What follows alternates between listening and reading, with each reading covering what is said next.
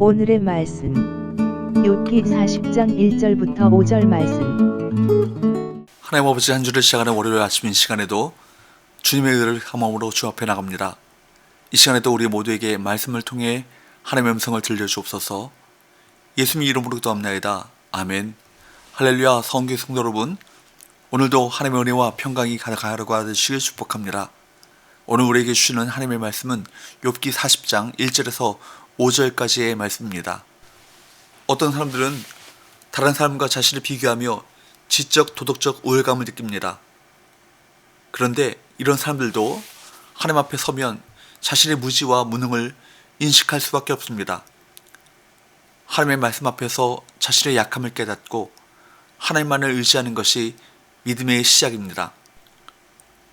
하나님께서는 38장 1절부터 3절까지 말씀을 연상시키는 어투로 욥에게 답변을 요구하시면서 세상을 이끄시는 전능자의 방식과 섭리에 대해 트집을 잡고 그분을 탓하고 비난하는 욥의 태도를 문제 삼습니다.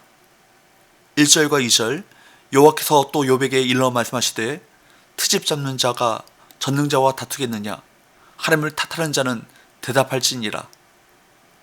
하나님께서는 욥을 트집 잡는 자, 하나님을 탓하는 자라고 부르십니다. 그를 의로운 자라고 부르셨던 것과는 대조적인 표현이죠.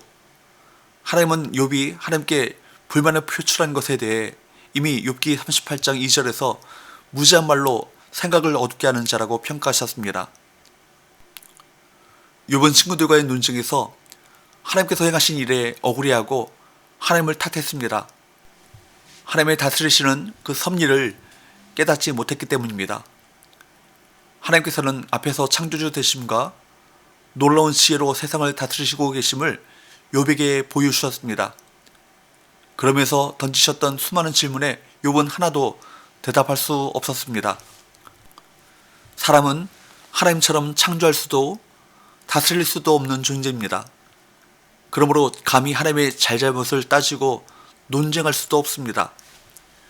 욥은 결국 전능하신 하나님과 다툴 수 없을 뿐만 아니라 아무 말도 할 수 없다는 사실을 깨달았습니다.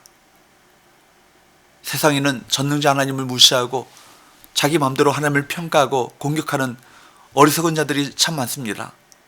그들은 하나님에 대해 무지하기 때문에 자신의 생각을 절대시하며 마음껏 하나님을 비판합니다. 또한 믿는다고 하면서도 불신앙 가운데 살아가는 많은 분들이 계시죠. 불신앙의 특징 중에 하나는 불평, 불만이 많은 것입니다. 그들은 마치 전능하신 하나님과 다투기라도 하겠다는 듯이 말합니다. 이러저러한 일들은 잘못되었다고 하나님을 탓합니다. 비록 겉으로 보기에는 불행으로 보일지 모르지만 그것을 통해 하나님께서 선을 이루신다는 사실을 믿지 못하고 의심하고 불안해합니다. 그러나 하나님을 믿고 신뢰하는 믿음의 성도는 어떻게 해야겠습니까? 사람이 무엇을 해야 하며 무엇을 하지 말아야 하는지 아는 지식과 지혜는 오직 하나님이 어떤 분인지 알 때 옵니다.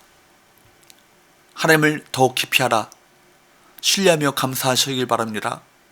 우리의 복은 결국 하나님을 알고 깊이 신뢰하는가 거기에 달려 있습니다. 3절부터 5절, 욥이 여호와께 대답하여 이르되 보소서, 나는 비천하오니 무엇이라 주께 대답하리이까? 손으로 내 입을 가릴 뿐이로소이다. 내가 한번 말하였사온즉 다시는 더 대답하시 아니하겠나이다. 욥은 자신이 비천해서 하나님께 아무것도 대답할 수 없음을 고백합니다. 욥은 하나님의 말씀을 듣기 전에는 나름대로 생각을 말할 수 있었습니다. 앞서 23장 1절에서 6절까지 말씀에서 욥은 하나님 앞에 나아가 변론할 수 있기를 바라며 자기가 하나님께 말을 하면 하나님이 자신과 다투시지 못하시고 오히려 들으실 것이라고 주장했습니다.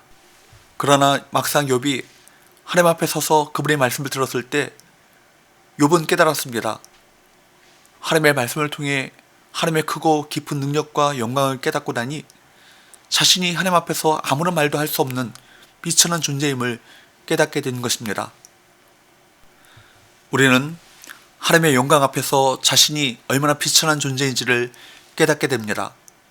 성도는 하나님의 말씀을 통해 그분의 영광과 나 자신의 비천함을 정확히 인식해야 합니다. 이런 인식이 있어야 자신이 어떻게 생각하고 말하고 행동해야 옳은지 분별할 수 있지 않겠습니까? 욥은 사절에서 자신이 더 이상 하나님 앞에서 말하지 않도록 손으로 입을 가릴 뿐이라고 말합니다. 이는 자신의 무지를 인정하고 하나님의 뜻에 무조건 복종하겠다는 표현이죠. 즉 하나님의 역사에 어떤 의의도 제기하지 않고 하나님을 전적으로 믿고 순종하겠다는 고백인 것입니다. 이는 욥이 갑자기 임한 재앙으로 인해 의문을 가지며 억울함을 토로했던 행위와는 전혀 다른 모습인 것입니다.